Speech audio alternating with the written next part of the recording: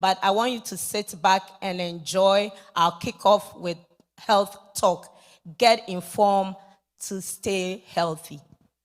Dr. Owusu, you're welcome. Yeah, hello, everyone. Well, I'm happy that all of you are here. I'm not going to burden you with a lot of medical jargons, but I'm going to try to make it as simple as I can. In the first place, when we hear all over the world, people talk about cancer. In a simple term, how do you understand the word cancer? I mean, what is it about? The simple explanation that I will give you is that under normal circumstances, when God created all of us, there are regulations how the body should function. And it happened that at some point, the body loses its ability to regulate itself so that the cells keep on growing abnormally, that it doesn't stop. So the simple definition for cancer is that these are cells that has lost its ability to regulate itself so that it keep on growing. So that, let's say, for example, if something is growing in your, like you have a cut in your face, there's a layer that the body will grow to end it. But when it becomes uncontrollable, like it becomes cancerous, it's not able to stop. It keep on growing until it affects other organs and it leads to other problems. So that is the simple definition for cancer. But today, I've been asked to talk about female cancers. I mean, there are other cancers that can affect men also, but the simple ones that I'm going to talk about are 4 main cancers. The first one that I'll talk about is breast cancer. Most of these cancers that I'm going to talk about, they all have risk factors, but they all they work together. Like most of the risk factors are related to each other. So in simple terms, when we talk about risk factors, we mean that things that somebody will have that will predispose him to develop cancers. In life, we have studied in science, have noticed that age, as you get older, cells do change and they become abnormal. So age is one of the risk factors that can lead to cancers. Other things that can also lead or predispose to cancer are exposure to chemicals. For example, being exposed to chemicals all over the world, like either from fumes from cigarette smoking or fumes from car burning, engines. These are all chemicals. And even chemicals from food that are stored in cans, because we use benzoic acid and other things to preserve food. So those are chemicals that can also lead to cell divisions and abnormal cell growth. The other things that we also can lead to cancer formation, we have radiation from either exposed to either whether we go to hospital, sometimes we also create it. We use X-rays, MRIs, CT scans, and radiation from the environment also can lead to cancers. Other things that can also predispose to cancers are unexplained weight gain. People are getting obese, they eat all sorts of food, and the excess fat in their body causes cell changes, and that can also lead to cancers. When we talk about breast, all of us understand that breast has got its function. Under normal circumstances, it is the source that a woman, when you get to a point, she have a baby, the child depends on the breast milk to grow until he starts eating his own food. But we have noticed that at some point, this breast tissue, which usually contains 2 things, they can either contain the cells that form the breast milk and also fat cells surrounding it. At some point, changes can happen. But are you as an individual, how will you know that somebody is developing breast cancer? That's what I'm going to talk about, the clinical presentation. Most people will come to the physician and complain about, okay, I felt something in my breast. That will lead them to the doctor. Others will come to the physician who said they have breast pain. And through that, the doctor also will see the person. Others also come with breast discharge. The discharge can be bloody, or it can be just ordinary, like malformation, or it can be ordinary fluid.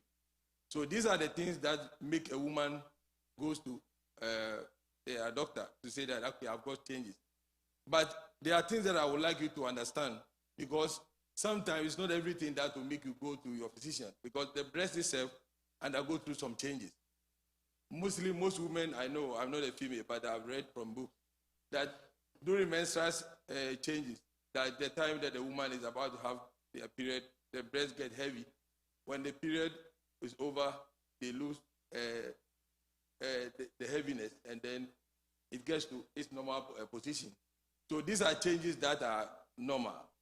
But when you see anything other than that, that when you see unexplained swelling in the breast, or discharge, or pain, or sometimes some people develop abscess, these are the things that will lead you to see a physician.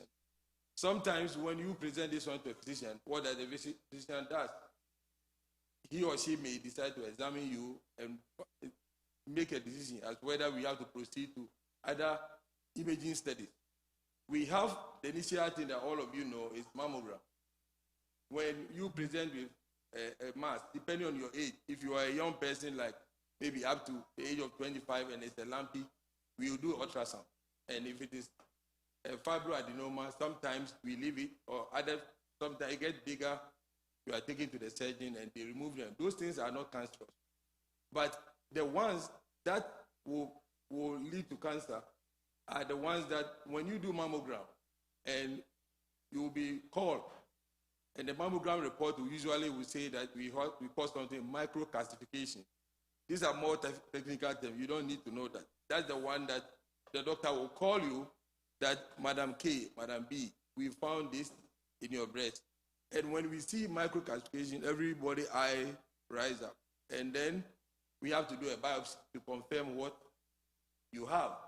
And if you do the biopsy and it shows that it's a particular, there are so many types of cancers within the breast. I don't want to bore you with that.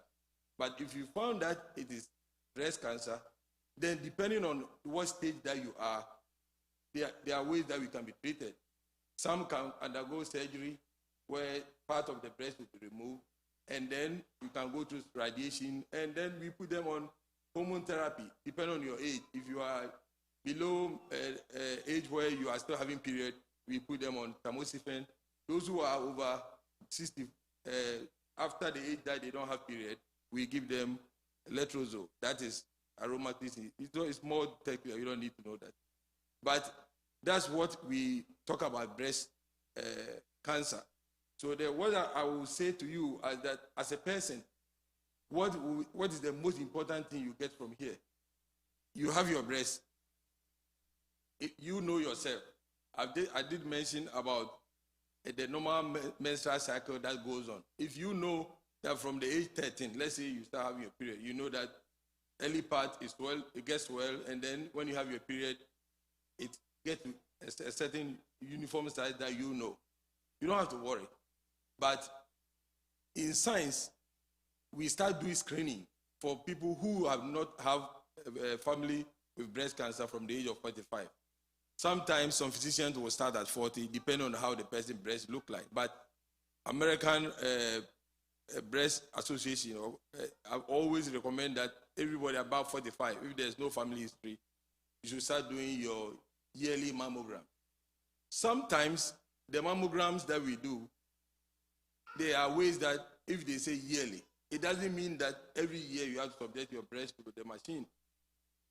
Studies have shown that if somebody have a 3 negatives, like let's say Mama Betty has gone for mammogram this year, the year before, and the year also before that, and they are all negative, you can give yourself a break.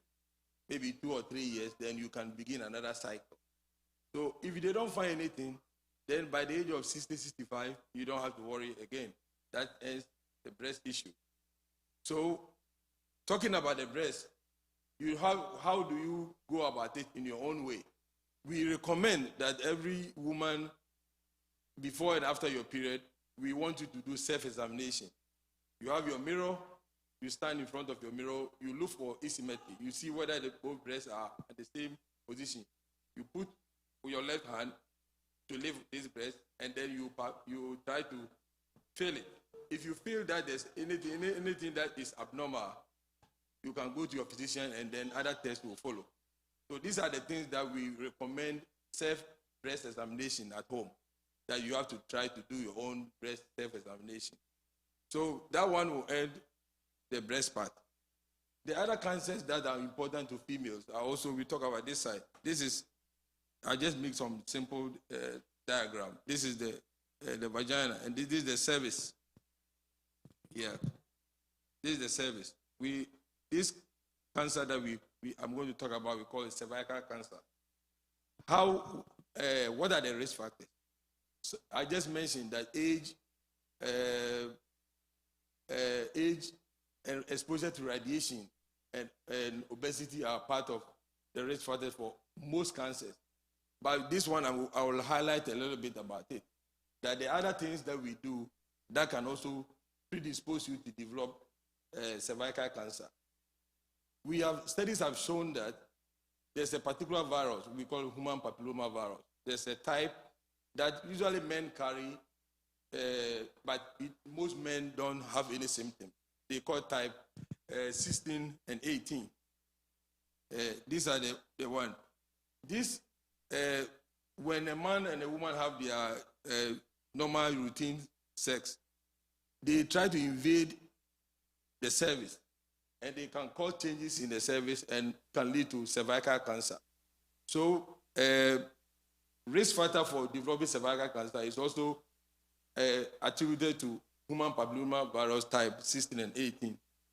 Other issue that are also related to cervical cancer is frequent, people who change partners with different mixtures of fluids also can have an unexplained soreness, like people having a lot of infection around the cervix can also produce. And you tend to have more infection when you rotate partners. So multiple sex partners, human papilloma virus are some of the risk factors, in addition to what I mentioned earlier, can cause cervical cancer. How do they present? How will you, as a woman, know that you have a cervical cancer? Most women, they will present with bleeding after sexual intercourse. Every time maybe they have intercourse with their partner, they say, I have either discomfort from discharge, or most of the time they see bleeding. That's the one that will bring you to your physician. And then we will do what we call pap smear. When we do the pap smear, we take a tissue here. Normally, the normal cells here, they have a very fine uniformity here. When you are exposed to the human papilloma virus or something to do with other radiation or cell division, you will see that this thing will change. So the pap smear that the doctor will take, the small tissue, we take to the lab. And if it shows that you have high-grade changes, that is what the doctor will call you back and say, Madam K, come back.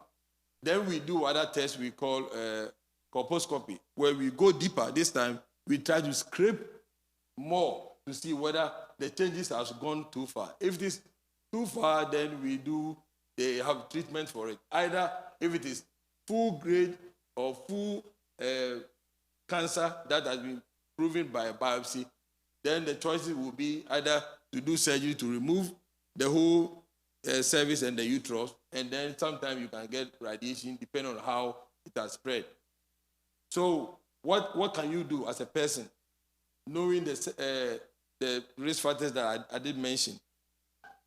Nowadays, what we do is that if you have a young female who is growing up, there's a vaccine that we encourage parents. They've developed vaccine for the human papilloma virus type 16 and 18 that they give to, I know that most of you have heard about HPV, that they call their daughters to come and get the vaccine so that one can immunize the cervix in case they get exposed to someone. But you start doing screening for cervical cancer when if you have a daughter who starts having intercourse with a man, the first time they start, you start doing your pap smear. If they are virgin up to 23, you can also begin doing the pap smear. The pap smear is the routine screening, is basically like the breast. You can do first 3 years. If you don't find anything, the cells don't change within 3 years, you can give yourself a break. If only you stick to the same partner and hopefully that your husband is stable. But if he goes around and carry HPV 16 and 18, probably things can change. That's why some women, they keep on have to do it every year. So those are the things that you have to know about the service. Like I did mention that in addition to all the other things, multiple sex partners and the human papillomavirus are mostly the risk factor for this. Yeah, so that ends the cervical cancer. The other part, which this one is not usually not, we don't hardly talk about, is the endometrial cancer. Usually, it hardly kills people because most of the time we don't see more endometrial cancer. Even if when we see it, once you remove the whole uterus, it hardly spread anywhere. How do a woman present like that? Sometimes they present the same way like cervical cancer. They start to have postmenopausal bleeding. They end their period, but then they will come to the doctor. This time the man who said Mojabi started to film you. But they didn't ask them. Then in that case, the doctor was okay. Then if I have a primary care physician like me, maybe I will refer you to a GYN. And the GYN will do thorough GYN examination. Sometimes they may have to go in and see if there's a polyp. Not all of them are cancerous. It may be that there's a polyp in the uterus that is bleeding. They can remove that polyp and then the bleeding will stop. But if they see that after they've taken the tissue, they do the biopsy, and they found that the cells are not the same as what we normally see, most of the time, endometrial cancer, it hardly kills because we see it early, and even if we don't see it early, we once you see it, you can remove the whole thing and then everything ends. The last but not the least that I'll talk about is ovarian cancer. That's the sad part of it. The problem with ovarian cancer is that most of the time, the time we will see it always the end. We don't have a screening method that will show that, okay, unlike the breast, you can go and do mammogram. The cervix, you can do pap smear. When it comes to ovarian cancer, it always is a cancer that we don't normally have anything to screen. By the time that we know, it always is too late. Either you start seeing that the woman will start complaining of abdominal pain, you do ultrasound and you find that they have cysts. The ovaries has become so huge. And then in doing so, it causes the body to provide a lot of fluid. And it spreads quickly because where it is situated, it spreads all over the body. And then most of the time, by the time we find it usually ends to surgery. They try to save you, maybe to give you time to prepare your will. You're going to die. There's nothing that we could do about it. So ovarian cancers are things that is a cancer that usually we don't wish for any woman because it's usually bad when it happens. But there are other things that we can also do. How do you do what we'll do to limit this ovarian cancer formation? In the first place, you have to try to understand how the ovaries work. Under normal circumstances, in the woman's head, God let us provide two hormones. We call FSH and LH. The FSH is a hormone that when it secretes from the brain, it comes straight to the ovaries. What it does is that it causes the ovary to produce two things, estrogen, and also cause the ovary to make eggs. And at the same time, when the estrogen is produced, the estrogen also prepares the womb so that in case if you get pregnant and the baby rolls here, there's something to feed on before the placenta is formed. So the luteinizing hormone is the one that which when it's secret, it comes to the ovaries it causes the ovary to push the egg out. So that's the one that causes the egg to ovulation. So when the egg is produced, there's a portion here that inside they call it ampulla. That's where the egg is always facing like this. So when the sperm is donated here, they run all the way here to see the angle. Once one enters, then it closes, then everything ends there. Then it rolls back to come here, and the estrogen has already prepared here that it can feed on this before the placenta is formed.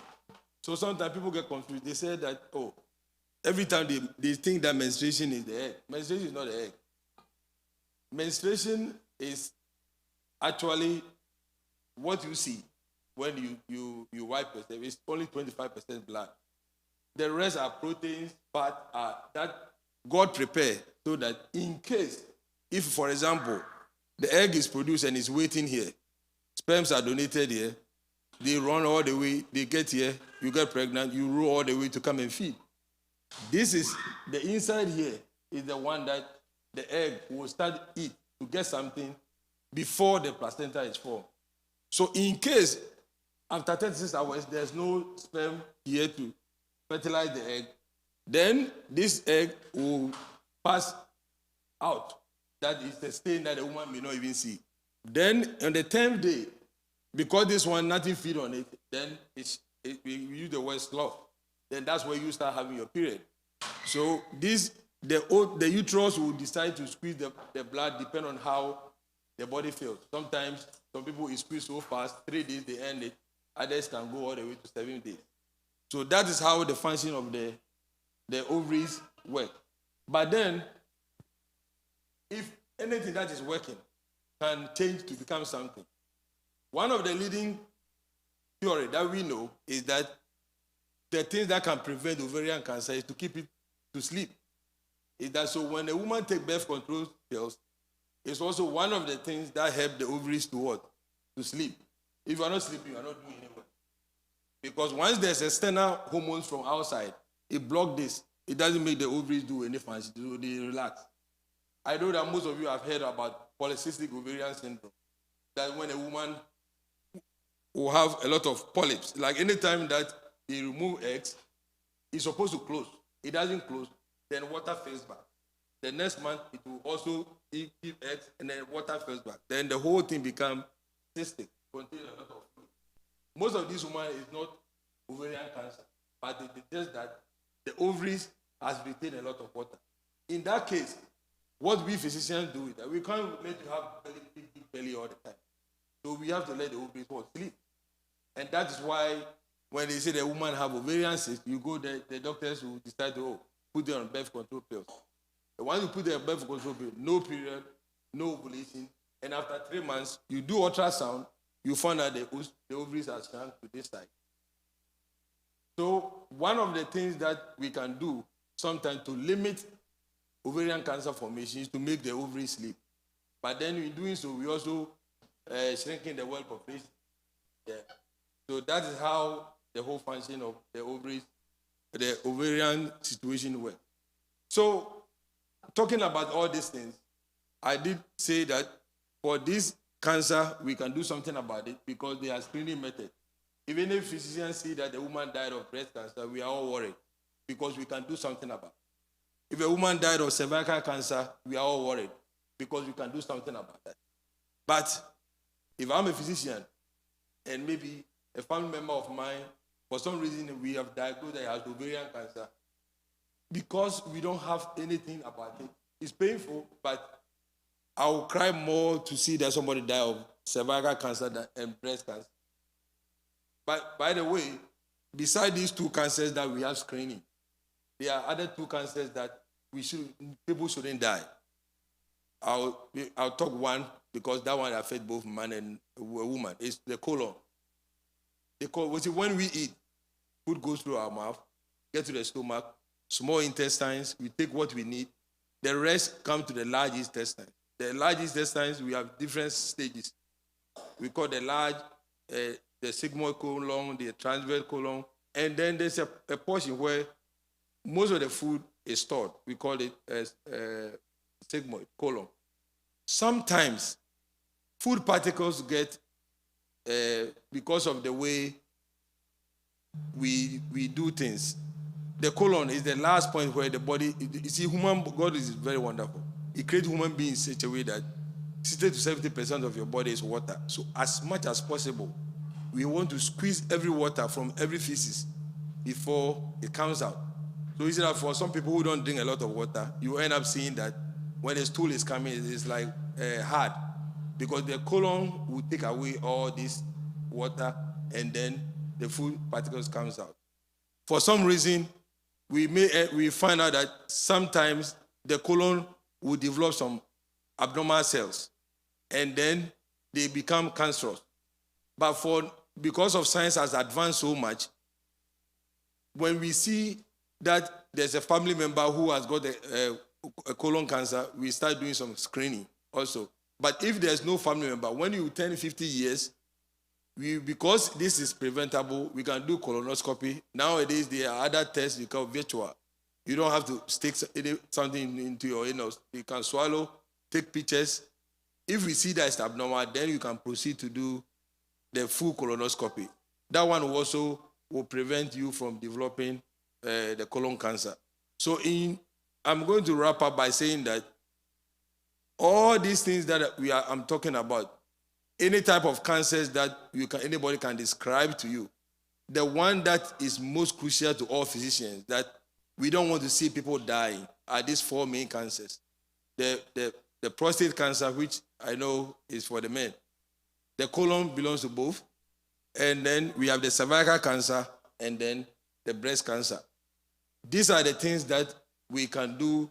We have screening methods that we can help all of us to be able to prevent it from happening. I'm going to summarize it to see how, as a lame person, what you can do.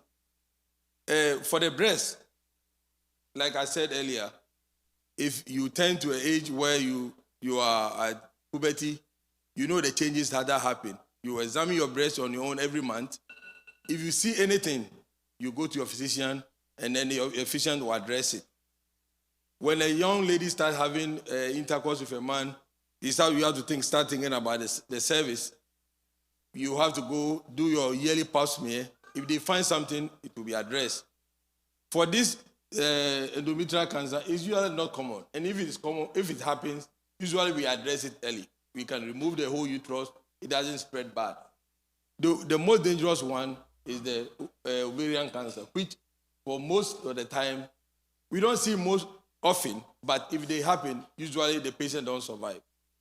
So I'll end here, and if anyone have questions, then we can talk more about it. Yeah.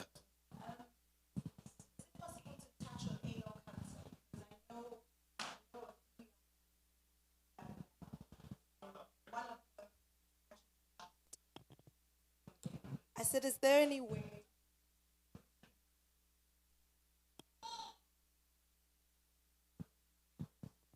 I said, can you kindly touch on anal cancer?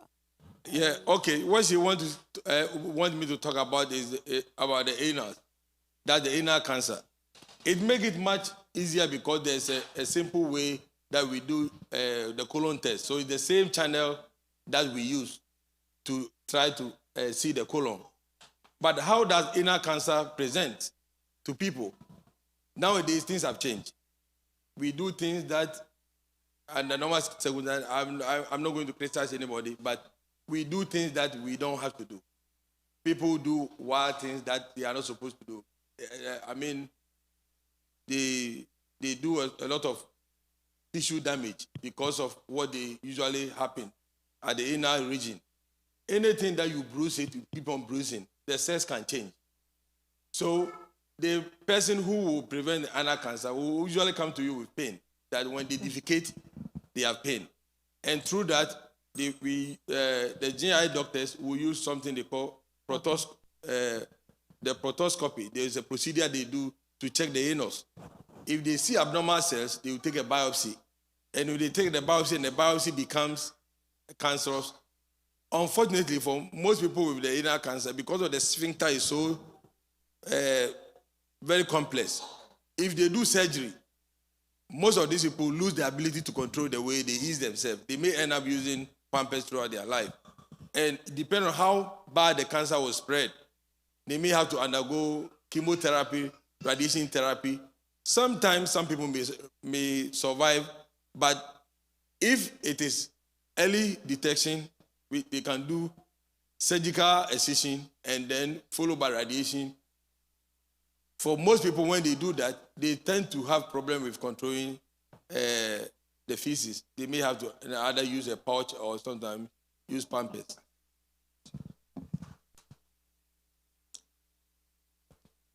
Thank you so much, Doctor, for informing us and educating us.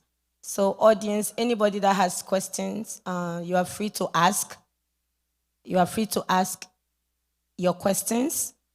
And I know, Doctor, you didn't want to address the male one, but we have a few male here that joined us. So if you can help them understand, I will appreciate that. Thank you. Okay, she wanted me to talk about the prostate cancer. In the first place, most people talk about prostate. You have to understand what the function of prostate is. And once you understand it, you know how important God made it. And then if he doesn't get what he needs, how it can change. The prostate gland produces alkaline. What it does is that, when you look at the female, where the vagina is situated is so close to the anus, and 25% of your feces contains bacteria. So God created in such a way that sometimes maybe bacteria may get into the woman's private part, but because of the acidity, the bacteria that will lead the anus will get killed when they get to the woman's vagina. But unfortunately, the sperm, which usually look like this, without the prostate gland, when the sperm land in the female private part, they will lose the tail because of the acid will chop it off and they can't swim. So the function of the prostate gland, for most people who are bad, or I can't say who are bad, who have seen what they call blue movie or what, pornographic, you see that in the course of the action, something will swing first and the sperms will follow. What comes out first usually is the prostate gland. What it does is that it contains a lot of alkaline. Alkaline will dilute the acidity in the female before the sperm will land. So when the sperm land, the whole place is neutral. Then they can swim all the way and go and do what they're supposed to do. So that is the function of the prostate gland. But for some reason, now they want me to draw the man now. Doctor. Yeah. So I know that is a broad topic, so if you can I wanted it to have just a feel, but okay. So don't go into deep. Okay, We'll organize it another time for. Okay, so I will just make it quick. Is that the prostate gland, that's what you know it does. For some reason, after some time, it gets bigger, and when it gets bigger, for most men, it doesn't lead to cancer. It just blocks, and then they have difficulty in peeing. For those that proceed to become cancerous, then it spread to the bone, and when it gets to the bone, it starts eating the bone marrow. You can't make blood. They start with bone pain, severe anemia, and they die. But because science has progressed so much, we have developed strategies that will help us identify it early. Two things that we normally use. We do digital rectal exam. When a man is over 45 years old and he comes to you, sometimes they may come with presentation that, I'm peeing early too much, or I'm doing so. If they don't, you could do rectal exams, and there's a portion that we can see. If we miss that during our examination, then we know that the prostate has caused changes. Then from there on, we can also run other tests, which called PSA. If the levels is a little bit high, we can also do a biopsy from that and ultrasound. And if we identify that it's cancer, treatment is so broad. We can either remove the whole prostate, we can either put a seed in the prostate gland to destroy the whole gland, or we can also give hormonal therapy. We can give a female hormones that sometimes you see the men, they have breast. It's just that once they don't get the testosterone, then the prostate will start to shrink. By just that, your husband also will have breast in addition. Good. Thank you, doctor. So I have somebody asking a question about the ovarian cancer. Yeah. From the person just WhatsApp me. How is ovarian cancer diagnosed? I know you spoke about that. And the other one is it, hold on one second. So do you have any symptoms for ovarian cancer? Yeah, though most of the time they come with belly. They don't normally come with pain. They will start complaining of swelling of the belly. Then when you do abdominal ultrasound, then you find out that it either has the ovaries has become too large, or even they become a point where they produce a lot of fluid. So the belly, you call something you call ascites. There's a lot of fluid at the pelvis. That will lead you to go further to take tissue or maybe some of the fluid that you've seen, and then pathologists can analyze the cells and see if the cells are cancerous or not. Nowadays, we also have blood test that you can't use that one alone. You call it CA19 and others. It also is something like it's a guide to help you know whether help you to confirm your diagnosis. But it won't give you the radar unless you do ultrasound and then you also take samples of what you are seeing at the pelvis. Then that's where you can find that the person has got ovarian cancer. Yeah. But most of the time, the diagnosis is even made at the time that the surgeons are going to do something. They call it the debulking procedure. They go in, remove as much tissues that they can, and then if they have to do radiation or chemotherapy, then they do. It always is a cancer that the literature will tell you that it gives you opportunity to draw your will. Just that we don't have much to do about it. So another question for you is ovarian cancer genetic? Well, most of the cancers, you cannot say that they are genetic, especially even with, I heard some people, you heard about Angelina Jolie or something. He went to remove both breasts because there's a gene that we call BCRA, we have found out that most women who carry that gene tend to go on to have breast cancer. So once they see that gene, for those who are too careful, they say, oh, I don't want problem. Remove all my breasts. I'll put artificial. And that's what you heard other people go. We don't have a clear-cut definition that if your mother has got ovarian cancer, so you're going to have. Usually, breast and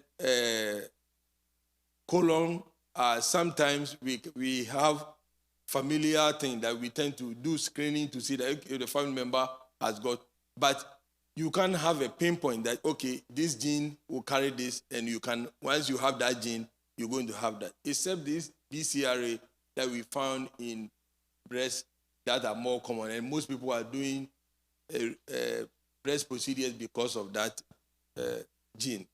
Yeah, but for ovarian, it is not clear-cut. Sure. So in your lectures, you had said that when you were talking about causes of cancer, you had mentioned radiation, X-rays, and so I would like to ask, how then it's when a person has cancer, the person has to go through chemotherapy and all these X-rays if they are going to, in the long run, affect a person? You see, this is what we call that. In science, they use some term, high index of suspicion, meaning that, let's say, for example, you're going to die today, and somebody will say, I'll give you 2 more weeks. So you decide that, okay, I'd rather take the 2 weeks. The radiations that we normally need, we need a radiation test. You see that when you go and they are doing the X-ray, the one who is taking you the X-ray, you go and hide and put your body in there.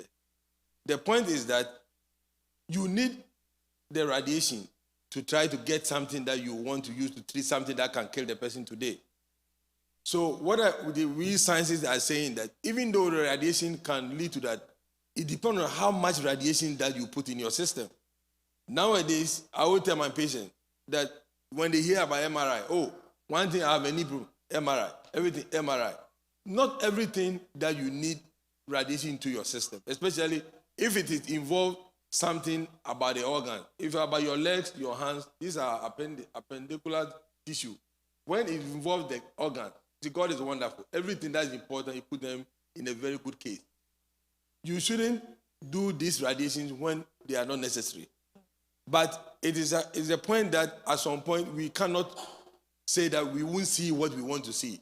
The best imaging study that we can use to find most things are echocardiograph. But ultrasound is an ultrasound. I mean ultrasound. The ultrasound can detect some, but they won't give us a clear definition of what we are looking for.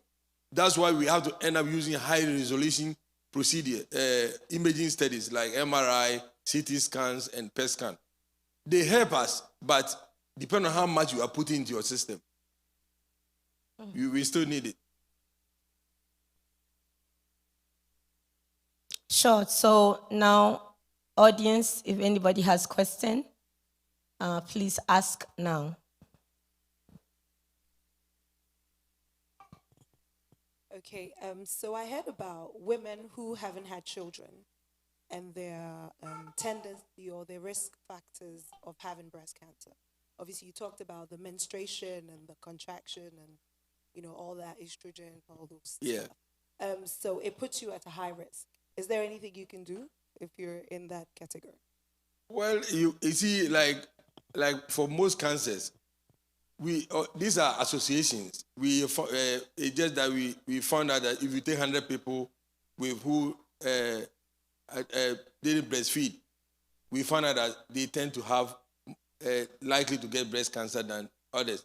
But it doesn't mean that those who have breastfed will not get it. So even though we see it more common with women who have not given breast milk, we will find people who are giving a lot of breast milk and they still tend to have it. So it's an association. There's a risk, but it's not a pinpoint that, okay, I found this lady, he's never ovulated, so he won't get ovarian cancer. But we see it more often is frequent use. Everything that you use it frequently, you always will tend to have problems with it. Yeah. Thank you. Barbara has a question. Thank you, Doc. So recently, Breast Cancer Awareness Month, and we are told that if the men suck the breast, it helps to reduce breast cancer. It's everywhere. We hear it a lot. Let the men suck the breast. How true is that? You see, the whole thing is that that's a normal physiology that we're supposed to do. That if you look in the third world, you know that we encourage women to breastfeed for a year. God is wonderful if we will listen to what the Bible says. You see, I like that. Because the thing is that anytime a woman is breastfeeding, you block these two hormones that make you ovulate. So our old parents, when they have a child, the next time they will see their period will be probably about a year. Once they are giving breast milk, they don't see period. Nowadays, because of work, like Barbara being a good nurse, once you have a baby 1 month, you put the baby out, the breast will be full. If she's lucky, she will squeeze them at the hospital and send it home. Once you are not letting the prolactin to produce the milk, it will reverse the whole thing. So for most women nowadays, if you ask these young people, if you put in 2 months, then they start having a period. Because they are always moving, working, and all that. But under normal circumstances, we should continue to breastfeed. Let everything follow its natural process. Breast cancer was not common in the third world. The common cancer that we used to find in the third world was the cervical cancer. Because of maybe our people use a lot of hot pepper, douching, and all those. But that's what we were having problems. But breast and those other type of cancers were not common. When we started changing our lifestyle, people start going to work at 1 month after birth and letting the breast full. Sometimes you work with a nurse, you see that at some point you could see breast milk at the nipple because the baby is somewhere and then she's working.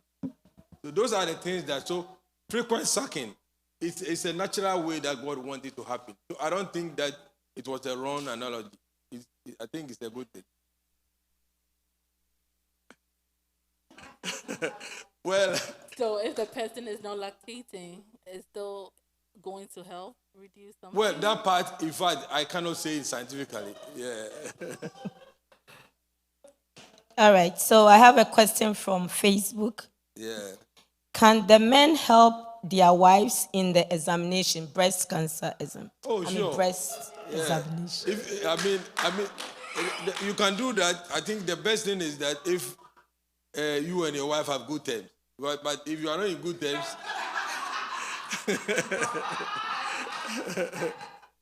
because if you are not in good terms, sometimes it becomes a problem because maybe we go to the bathroom, the door is locked. Every time in the room, the whole place is dark. Because the thing is that some women, it's not bad to say that sometimes they see themselves that, oh, I used to be like this. Now because I have this kid, I've changed.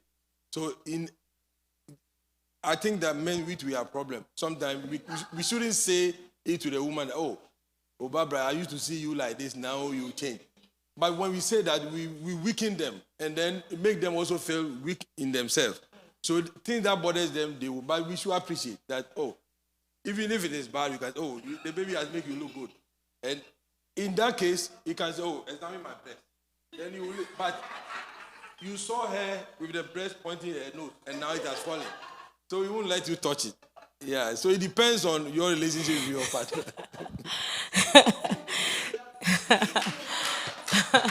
So, men, you have to have good relationship with your partners. No, the thing is that we are the one who have made the woman like that. So if we claim that we love the woman, we should accept that we have made them to look that position. And we should encourage them, even if they talk bad to themselves, that, oh, me pa say na me tie na say pa say, oh honey, enye kwame na ma why say, then at least it made the woman feel that at least you are part of it and you accept the responsibility. But once you say, oh, then you weaken the woman. And women are more sensitive about things like that. So I think maybe one day we should have the men talk. Yes. Yes. Okay. All right, Deacon Kevin has a question.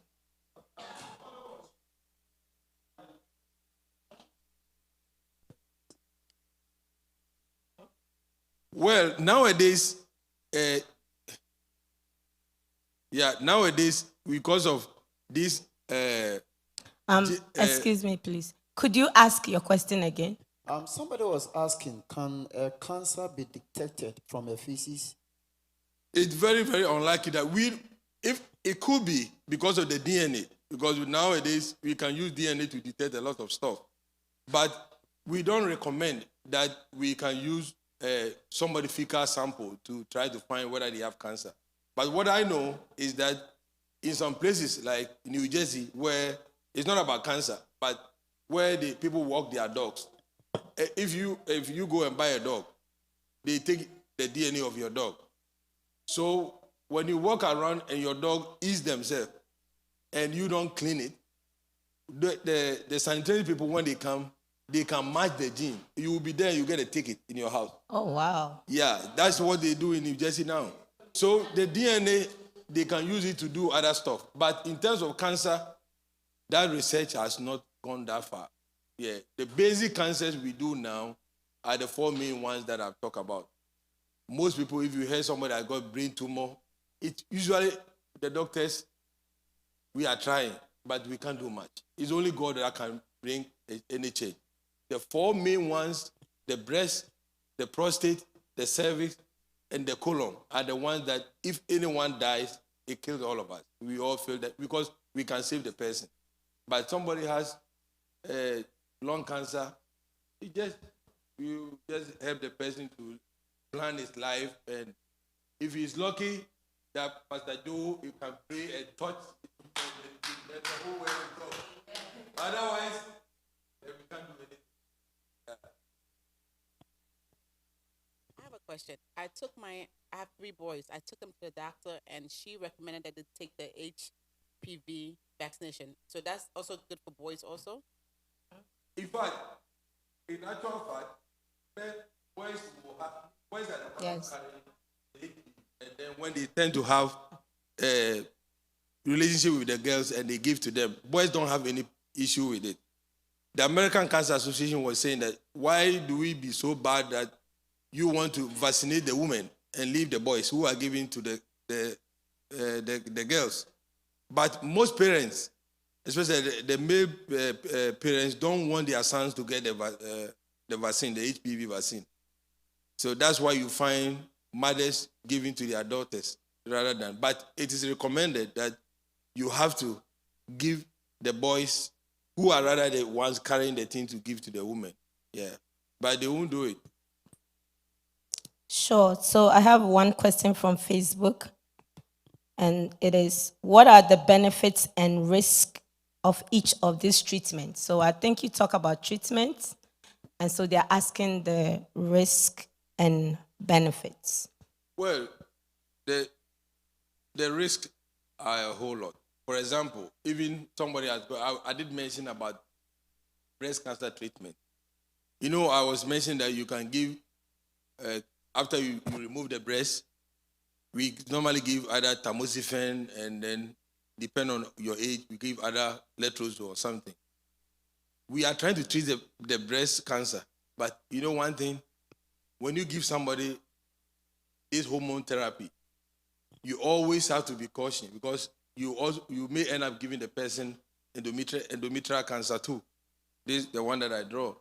So the good thing is that you are saving the breast, but you always have to ask. So in every exam they ask us, when you treat a person with breast cancer, the next thing you have to ask the patient who you are treating that, have you seen any changes in your private part? If they tell you that they start having bleeding, then you have to know that you are trying to introduce another cancer somewhere. So the cancer treatment itself can also predispose you to develop other cancers. But the thing is that science has advanced, that we still have ways to prevent the other cancers from forming. Thank you. Any other question? Sure. So, Doctor, maybe my last question. You mentioned that aging is a factor that can cause cancer. So, what is that age bracket? Well, the whole thing is that anything that gets older can cause things to change. Because cells, as you keep on beating it, at some point, they will lose the ability to regulate itself. And studies have shown that as you get older, cells that we see that are like this become something. So it has become like a normal thing that as you get older, things change. So even if we don't have anything, if somebody is like 30 years and somebody is 60, the chances of somebody at 60 getting a particular cancer is high because of the use and then the frequent. I always attribute this into like a vehicle. If you get a new car, sometimes 5 years you don't even touch it. As you get older, you start changing engine oil and other stuff. So aging, as far as until God comes and we go to heaven, we are not meant to live forever. There's something that will take us somewhere. So as you get older, it's a sad story, but we are not meant to live forever until God comes. Yeah. So the one thing will take us down. So what about the children that suffers cancer, various types of cancer? That's a good thing that you're asking. Some of it, some we can explain, some we cannot explain. The ones that we can explain are, for example, they are in this type of the world, we do a lot of stuff. We try to do things that I can't say that we are not trying to do. We try to make everybody happy. In a sense that I'm a woman, I'm supposed to give 450 eggs throughout my lifetime. Maybe I started giving eggs at the age of 10.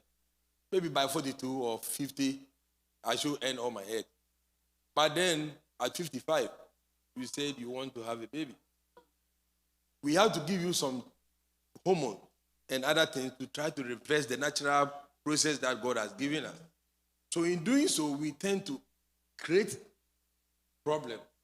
So some of the things that occur in the children, that are some of them, we cause it. Some, we, like I'm saying that the abnormal or children with more deformities, we see it more in the Western world, where women tend to have children in advanced age. When you have women having children at, early in life, you tend to have less complications. I'll give you even typical one example. If you take a disease like Down syndrome, have you heard about Down syndrome? Science have shown us that when a woman are between the age 18 up to 32, you see one in every 250,000 births. You see one in every 250,000 births. Pregnancy after 35, one in every 25. So meaning that is not the way that we were meant to do. But sometimes, because of advance in science, we want to please ourselves and acceptance. Sometimes everybody has a role that God has wanted us to do, but sometimes we try to outdo God and do things. Yeah, some may be drivers, some may be other things. But if we will do other things that will conform, then I think some of these deformities we see in the children will limit. They will occur, but we won't see many. Yeah. Sure. Any other question, please?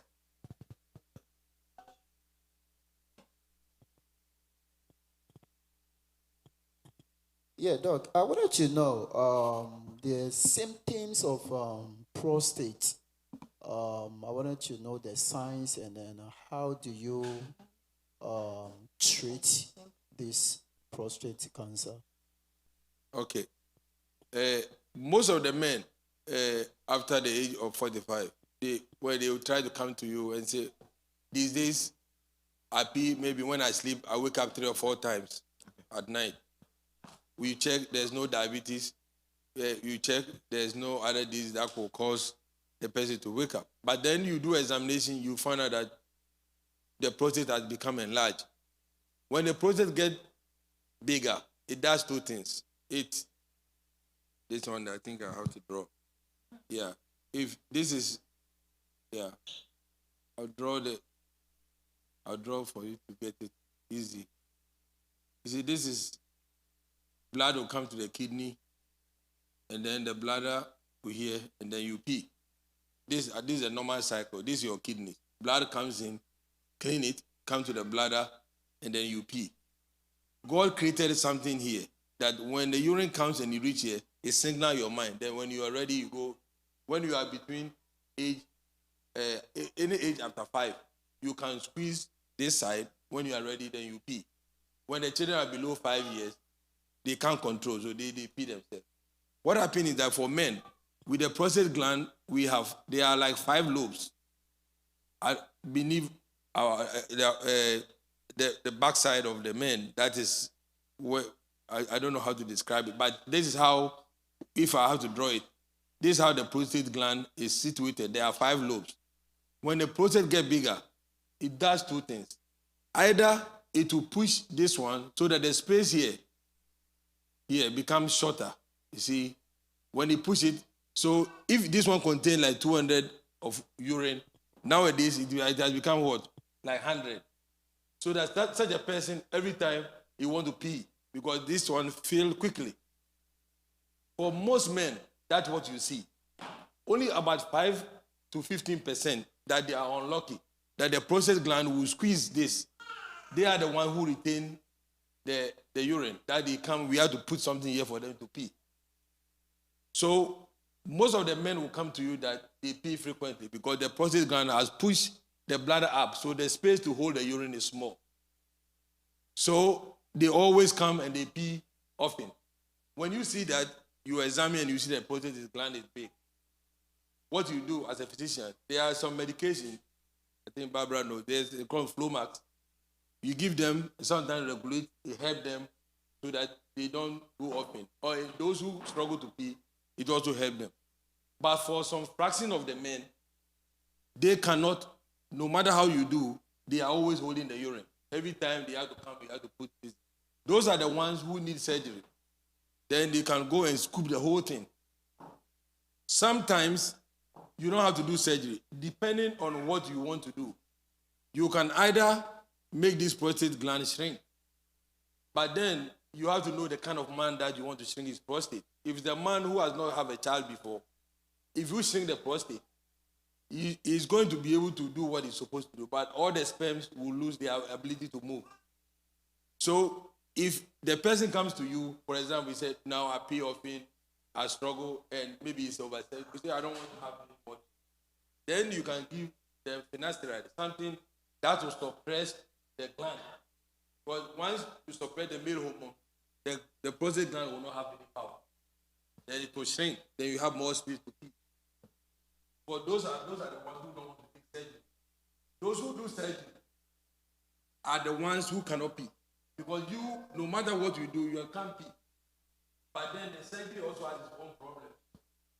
If you, for the men who we do surgery, if you take 100, about 1/3 of them. Doctor, can you use your mic, please? Yeah. For the men who we do the surgery, when we remove the prostate gland, 1/3 of them will not be able to have power anymore. Yeah. Yeah. Yeah. Yeah, because you have to choose whether you want to leave. Yeah. So that is how the whole thing is. And then if you want to leave, then we make you leave by removing that. If you don't have power, we initially will try you with Cialis and then other things. If it doesn't work and you have money, then they call something penile transplant. What we do is that if you see the manhood is like this, we have two main muscles inside that anytime that erection, you want to learn about that? Or no? Taking Kevin's question that is taken. Okay, this is, let me explain that. Okay, this is what happened. I think it's good to know because I think it's good. Maybe once you understand that, then you can understand what they are doing. Normally, for men, this is how the man, there are two muscles lying inside the manhood, like this. And then we have blood vessels that blood goes through. So these are this SS that I've drawn here are the muscles. So anytime the thought of you trying to do something, 10% of the blood inside you start coming here. So this is how the blood goes here, and then they start returning here. Anytime there's blood here, there's blood here, and this one is left in the middle, this muscles squeeze like that, and that's what you get your erection. That's how God has created it. But once you have the erection, so after the ejaculation, all the blood comes out, then it goes. For the men who has lost the ability to have anything because of the prostate gland, if they have money, about $10,000, what they will do is that they remove all this thing that is gone, that's dead, and they put like a balloon inside here. They put balloon. So all that you do is that if you have got your partner, you go and hide somewhere. They hide the pump underneath the testicle. If you are not smart, you will never see that man has a penile implant. The very small, tiny pump is always hidden under the testicle. So what it does is that you squeeze it until that the whole thing is hard. The only thing is that after ejaculation, he has to draw the air out. Otherwise, forever. So that's how it is. Very complicated. Yeah. Thank you, doctor. So since doctor, concluding remarks, since it was royal ladies, I want a woman to leave here with something. Okay. Just in a brief or nutshell. Can you just summarize? Yeah. So the women are leaving here with something. Yeah. You know, women, we love you. So I'm going to say, so like I said, there are so many cancers. the 4 main cancers that women, it normally affect women are the breast, the cervix, of course, cervical cancer, the uterine cancer, and then ovarian. Out of these 4 that I mentioned, I said 2 of them, people shouldn't die, and even 3 of them, because once you are screening for the cervix, you can also do some work on the uterus also. So what do you do as a female? There are ways that we have been advised every time that once a young woman is born, nowadays they start having period from 10 going. Once they are after, they get their puberty, and you see that your daughter or is not having any relationship with any guy, you let them stay their normal grow, teach them how they're supposed to be. The moment you start talking to the opposite sex and you think that they are doing something, if they confide in you that they start having intimacy, that's the time you have to start doing the pap smear. You take them to a gynecology, they will take the tissue and go and examine it. If they don't have the vaccine for the HPV, the GYN will administer it to prevent that. When they get to a point, the breast, they will do their own examination. Before the age 35, most of the girls, the hard thing they find a lump. Most of these lumps are, we call it fibroadenoma. They are just big lumps. They don't cause anything. If it bothers them, it can be removed. If it doesn't bother them, they just grow with it. And then when they get to the age 40, 45, depending on the family history, they can start doing their mammogram. They do first baseline mammogram. They don't find anything. Sometimes I know that you hear that somebody did mammogram. They tell them to come back. They say that the breast is dense. The whole thing they want to do is to do ultrasound to see whether what they see, is it fluid or it is solid. If it is fluid and it can be drained, it can be drained. If it is not, they just leave you alone. So that is what you go through as a female. When you get to 50 years, you could do your colon screen. If we find something, we do. But because in between, a woman, you are having children and other things, you all keep on doing ultrasound of the abdomen. So ovarian cancer may not be the main problem for you because you don't see it often. Yeah. So the main ones that we see are the breast, the cervix, are the main ones. So, and there are screening methods that you can encourage yourself, your daughters, and your family members to prevent. If you have your husband, can also screen the colon and then the prostate. These are cancers that we have to do something about it. Thank you so much, Doctor.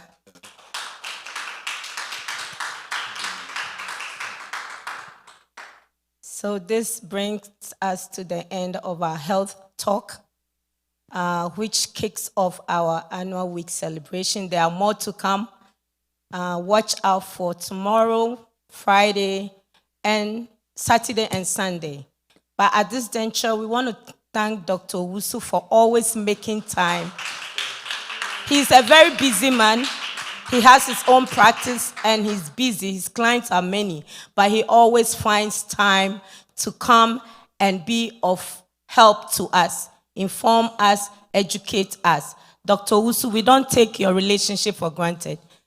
May God truly bless you and bless your business. Amen. Ladies, I believe that we have learned something. Like I always say, get informed to stay healthy. We cannot say, oh, prayer, prayer, prayer. We are not praying for me church. We want to be informed. We want to be enlightened. We want to know what is happening to us as women. So let's take the education and the advice seriously so we can live healthy and live long. Amen.